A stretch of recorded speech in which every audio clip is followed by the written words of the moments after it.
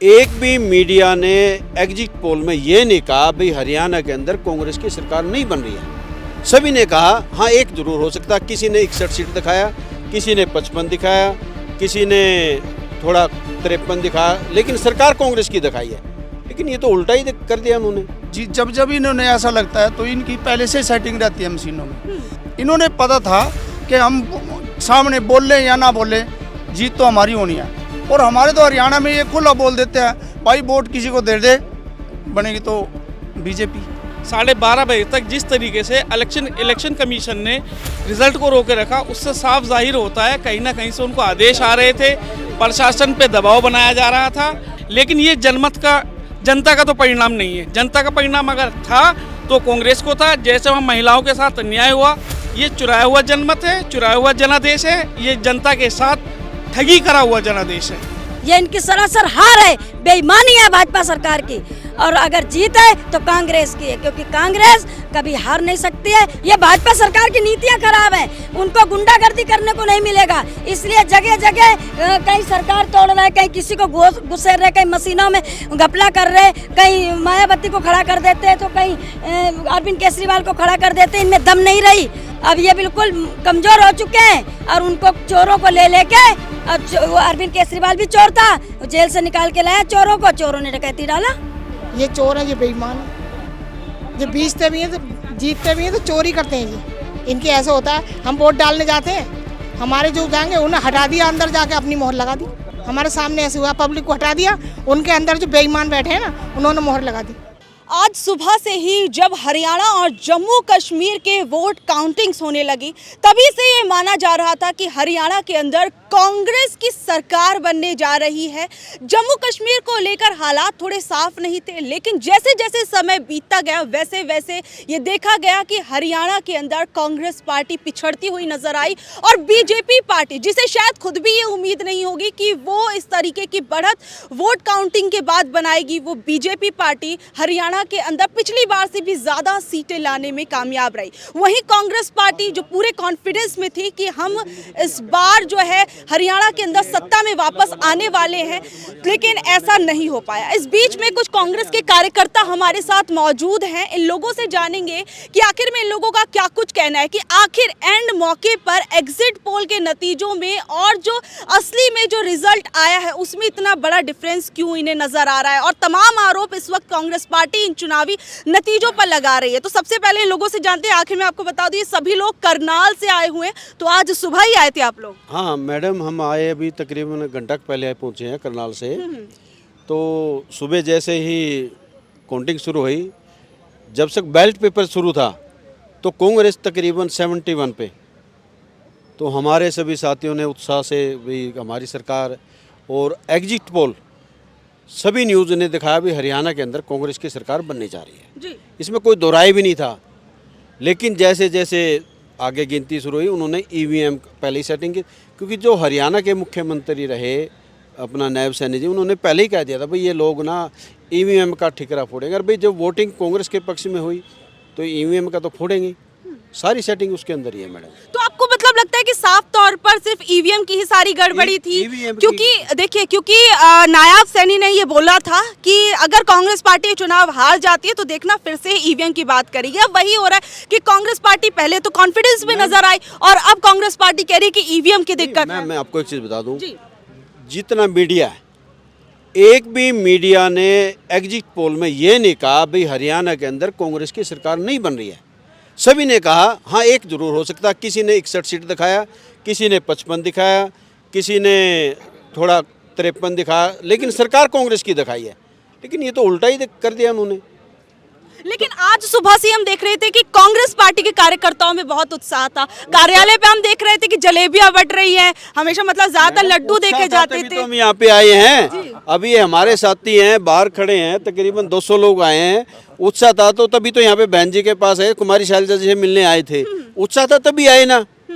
अगर ये चीज पता होता तो फिर हम थोड़ी आते हैं यहाँ पे। लेकिन बीजेपी जितनी शांत दिखाई दे रही थी, तो क्या लग रहा था कि बीजेपी वाकई अंत तक इतनी शांत बैठने वाली, क्योंकि उनके कार्यालय से ऐसी कोई तस्वीरें नहीं आई। लेकिन जब नतीजे सामने आए तो उसके बाद हम देख रहे हैं कि जेपी नड्डा जी बैठकें बुला रहे हैं, यानी अब वो भी कंफर्म हो चुकी उनकी सरकार है।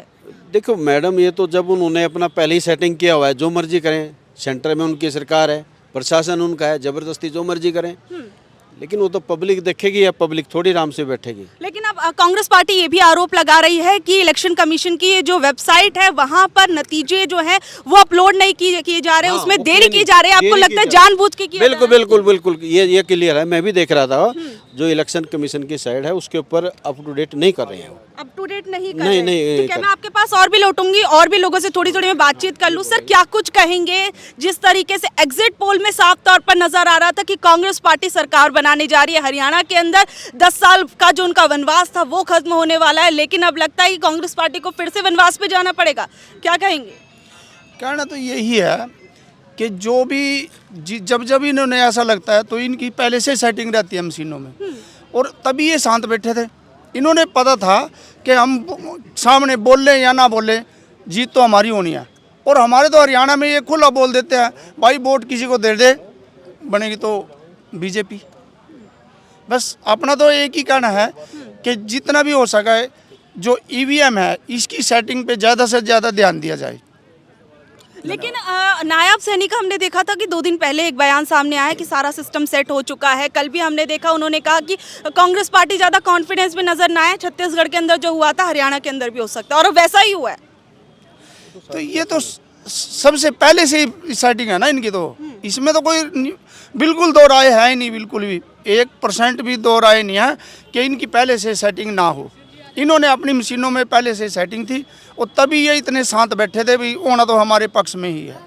ठीक है, और भी लोगों से मैं जानती हूँ, आप क्या कुछ कहेंगे? कांग्रेस पार्टी जो है ये शुरू से कॉन्फिडेंस में थी, यहाँ तक कि हम देख रहे थे कल भूपेंद्र हुड्डा जो है वो यहाँ पर राहुल गांधी से मिलने के लिए भी आए थे, और अब हम देख रहे हैं तस्वीरें कुछ उलटती पुलटती नजर आ रही है। क्या कुछ कहेंगे? ये तो होना था जी, क्योंकि उन्होंने पहले सेटिंग की हुई थी।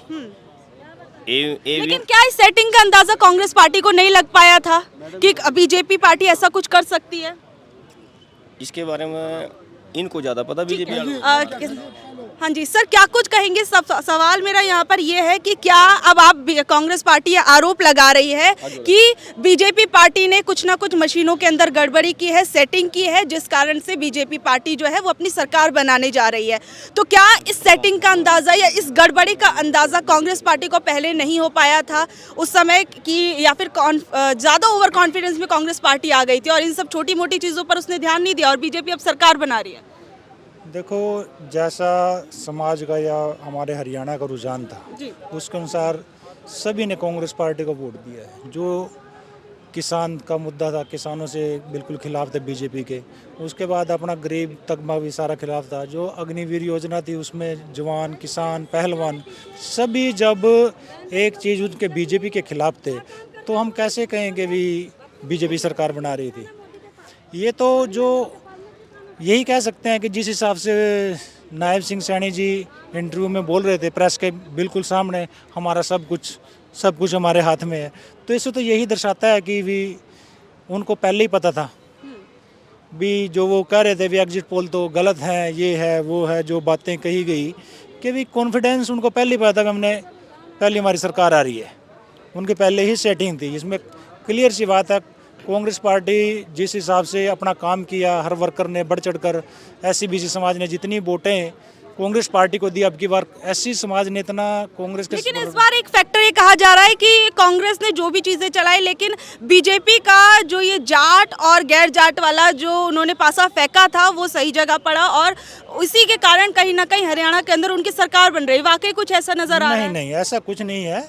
जाट की अगर हम देखें तो 32% वोट है, एससी का 20 से 21% वोट है, तो टोटली जो कांग्रेस को पड़ा है वोट, तो हम कैसे कह देंगे भी जाट या गैर जाट का जो नारा है? नहीं, ये नहीं मान सकते हम कि भी अभी तो एक सोचने वाली बात है।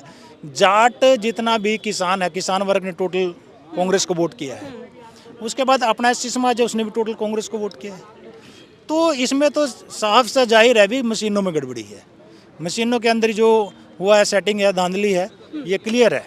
तो अब मैं ये पूछना चाहूंगी, कांग्रेस पार्टी अब क्या कुछ करेगी? क्योंकि फिर से ईवीएम को लेकर अब सवाल उठाए जा रहे हैं, ईवीएम में गड़बड़ियों का आरोप लगाया जा रहा है। हाईकमान करेगा वो तो उसके अनुसार ही चलेगा। जैसे पार्टी करेगी तो वर्कर तो उसके साथ ही है, तो जो हाईकमान करेगा उसके अनुसार ही चलेंगे सभी। उसी के अच्छा, इस बार हम देखते हैं कि हमेशा हर बार कहा जाता है कि टीवी चैनल्स गलत एग्जिट पोल्स दिखाते हैं, ये दिखाते हैं, वो दिखाते, तमाम आरोप लगते थे। आज तक तो नहीं दिखाया। आज तक तो जितने भी टीवी चैनल आए ना, एक आधे का हो सकता है, लेकिन ये थोड़ी ना भाई 100 के 100% गलत दिखाते हैं। पहले भी जितने एग्जिट पोल हुए तकरीबन उनमें 99% ठीक हुआ। हाँ, एक चीज़ जरूर हो सकती है भी, अगर आपने 71 सीट बोली है तो वो 61 आ सकती है, लेकिन ये थोड़ी ना भी बिल्कुल नीचे चला जाए, जिसका कोई सिस्टम ही नहीं उसकी सरकार आ जाए। ये तो सराहम दिख रहा है भाई, सबको ईवीएम सेट किए इन लोगों ने, तो ये तो धांधली है। बाकी इसके विचार में देखेंगे, अपने लोग भी विचार विमर्श करेंगे आगे से जो भी देखते हैं। तो अगर मान लीजिए, अगर वाकई देखा जाए कि अगर ईवीएम से हटकर अगर देखा जाए, तो आपको और कौन सी ऐसी चीज़ लगती है जो कि हो सकता है जो कांग्रेस की जो सिमटती हुई नजर आई हमें इन चुनावी नतीजों में, उसका एक कारण हो सकता है? उसका और कोई कारण नहीं है, इतना बड़ा और कोई कारण नहीं, लेकिन मेन ईवीएम है। उसका तो चलो जो भी था, लेकिन अगर और सारा होता तो और भी ज़्यादा सीट आती है, लेकिन ऐसा और कोई कारण नहीं है, मेन कारण यही है। ठीक है, तो देखिए यहाँ पर हमने सभी लोगों से बातचीत करने की कोशिश की कि आखिर में इन लोगों का क्या कुछ कहना है। करनाल से ये लोग आए हुए थे, और भी लोगों से मैं बातचीत कर लेती हूँ। सर, क्या कुछ कहेंगे जिस तरीके से आज एग्जिट पोल के नतीजों में और जो असल चुनावी नतीजे थे उनमें एक बड़ा अंतर देखने को मिला? देखिए, जो ये एग्जिट पोल दिखा रहे थे, ये एग्जिट पोल बिके हुए एग्जिट पोल थे। जनता ने जो वहाँ पे समर्थन दिया वो कांग्रेस को दिया है। ये चुराया हुआ जनादेश है। इसमें जो है 11 बजे से लेके 12:30 बजे तक जिस तरीके से इलेक्शन कमीशन ने रिजल्ट को रोके रखा, उससे साफ जाहिर होता है कहीं ना कहीं से उनको आदेश आ रहे थे, प्रशासन पे दबाव बनाया जा रहा था। ये परिणाम जो है चुराया हुआ परिणाम है, जनमत का परिणाम नहीं है। नहीं, आपको नहीं लगता है कि ये असल नतीजे जो हैं वो हैं, ये चुराया हुआ आपको परिणाम नजर आता है? जनमत का ये, इनको जो है जनता ने कहाँ इनको स्वीकार किया है? सन 2019 के चुनाव में मोदी जी ने 7 रैलियां या 10 रैलियां करी थी हरियाणा में, आज कितनी करी हैं? 4 करी हैं। तो ये सब चीज़ जो है मैनेज हुई चीज़ें हैं। थोड़ी बहुत हमारी भी कहीं ना कहीं कमी रही होंगी, उस पर हम बहुत गहनता के साथ इस पर विचार किया जाएगा, लेकिन ये जनता का तो परिणाम नहीं है। जनता का परिणाम अगर था तो कांग्रेस को था। जैसे वहाँ महिलाओं के साथ अन्याय हुआ, किसानों के साथ 900 किसानों ने शहादत दी है हरियाणा में। उस किसान आंदोलन में बहन बेटियों के साथ क्या किया गया है हरियाणा में, और ये कह रहे हैं कि हमें जनमत मिला है। ये चुराया हुआ जनमत है, चुराया हुआ जनादेश है। ये जनता के साथ ठगी करा हुआ जनादेश है। ठीक है, हाँ, क्या कह रहे हैं आप? देखिए, दरअसल क्या है, हरियाणा के अंदर जो भारतीय जनता पार्टी ने एक साजिश के तहत राहुल गांधी जी को रोकने का जो प्रयास किया है, कहीं ना कहीं राहुल गांधी जी ने 2 दिन के अंदर प्रचार में भारतीय जनता पार्टी के पूरे अरमानियों पर पानी फेर दिया था। जहां भारतीय जनता पार्टी ने अमेरिका में राहुल गांधी जी का भारत में विरोध किया था, वहीं राहुल गांधी जी ने हरियाणा में इनको पूरा प्लान बना लिया था हराने का। लेकिन क्या कारण है कि अरविंद केजरीवाल को जेल से बाहर निकालना और अरविंद केजरीवाल से पूरी 90 सीटों पर प्रचार कराना भारतीय जनता पार्टी का, उधर मायावती को उत्तर प्रदेश से उठाकर हरियाणा के अंदर सारी सीटों पर चुनाव लड़ना, कहीं ना कहीं ये वोट काटने का प्रयास भारतीय जनता पार्टी ने कांग्रेस में सेंध मारने की कोशिश की थी, जिसका आज परिणाम ये देखने को मिल रहा है। लेकिन कांग्रेस पार्टी को अगर आप देखेंगे तो कांग्रेस इन लोगों को हटाकर कांग्रेस पार्टी पूरे हरियाणा के अंदर 30-30, 40-40, 50-50, 1-1 लाख वोटों से आगे है। ये लोग वोट काटने का काम किए हैं। केजरीवाल 2% वोट लाए, जो सारी की सारी वोट कांग्रेस पार्टी की काटी है। लेकिन राहुल गांधी जी को इस तरह का रोकने का प्रयास करना भारतीय जनता पार्टी द्वारा मेरे लिए, ये देश के लिए घातक है। लेकिन भारतीय जनता पार्टी में अगर अपने बल पर दम है, अभी गिरिराज सिंह जी कह रहे थे कि मोदी अकेले और ये सब पर भारी, लेकिन भाई तुम देश से क्यों छुपाते हो? आज देश हमारा कहीं ना कहीं समझने में असफल है, क्योंकि राहुल गांधी जी का मुकाबला देश में भारतीय जनता पार्टी किसी राज्य में नहीं कर सकती। लेकिन अरविंद केजरीवाल ने 90 सीटों पर चुनाव लड़कर 2% वोट जो कांग्रेस के हरियाणा में काटे हैं, कहीं ना कहीं वहाँ इस बार वोट कटुआ की जो है भूमिका निभाई है आम आदमी पार्टी ने, मायावती और आम आदमी पार्टी ने। तुम्हारे चौटाला 5,000 करोड़ का व्यक्ति वो आज 5 तीसरे चौथे नंबर पर हरियाणा के अंदर आ रहा है। ये सब प्लानिंग के साथ हरियाणा के अंदर कांग्रेस पार्टी के साथ किया गया है। क्या कह रही हैं आप? जब इलेक्शन होता है तब अरविंद केजरीवाल की रिहाई भाजपा सरकार करा देती है। अब भाजपा सरकार अरविंद केजरीवाल एक ही थाली के चट्टे बट्टे हैं और ये वोट खराब कर रहे हैं, हर जगह जगह वोट काट रहे हैं। कांग्रेस को कोई हराने वाला पैदा नहीं हुआ है, कांग्रेस कभी हारती नहीं है, न कभी हारेगी। अब मगर ये है कि इनके साथ सेंध लगाया जा रहा है, मतलब जो सेंध जो है भाजपा सरकार लगवा रही है। अरविंद केजरीवाल को जेल से पहले जब MP के चुनाव थे, जब उनको निकाल के लाए अरविंद केजरीवाल को कि भैया इनको हरवाओ चले, कांग्रेस वालों को इतना डर गए थे भाजपा सरकार, जो उनको केजरीवाल को लाना पड़ा। फिर केजरीवाल को वहाँ हरियाणा भेज रहा है, कहीं कहीं भेज रहा है कि भैया मायावती को खड़ा कर दो, कहीं किसी को खड़ा कर दो। उनको तो सेंध लगाना था, उन्होंने एक चोरी किया है, एक धोखा दिया है, एक सेंध लगाया है, और सेंध लगा के ये हम इनकी जीत नहीं मानते हैं। ये इनकी सरासर हार है, बेईमानी है भाजपा सरकार की। और अगर जीत है तो कांग्रेस की है, क्योंकि कांग्रेस कभी हार नहीं सकती है, मगर इनके साथ धोखा हार गई है, धोखा हुआ है ना, हार जलावा हुआ है। कांग्रेस हारी नहीं है, अब हार गई तो ईवीएम पे पिटारा फोड़ रहे हैं आप। कांग्रेस जो है कभी हार ही नहीं सकती है। कांग्रेस के साथ जो है धोखा हुआ है, ये धोखा कर रही है कि बेईमानी कर रहे हैं। ये धोखे से पहले सतर्क रहना चाहिए था ना कांग्रेस पार्टी को। सतर्क तो हम लोग थे, मगर ये नहीं पता था इतना ज्यादा ये करेंगे।